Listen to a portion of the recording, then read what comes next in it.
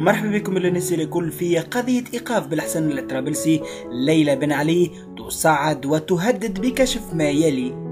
أفادت مصادر خاصة أن زوجة الرئيس السابق ليلى بن علي قامت بعدد من المحاولات بالوساطة خلال الأيام الأخيرة في مسعى لإيقاف أو تأخير إجراءات تسليم شقيقها بالحسن الطرابلسي الموقوف في فرنسا إلى تونس، خصوصا أمام إصرار الحكومة التونسية ممثلة في صورة وزير العدل على تسلم الطرابلسي المطلوب للعدالة في عدد من الملفات صادرة في شأنه أحكام غيابية بالسجن.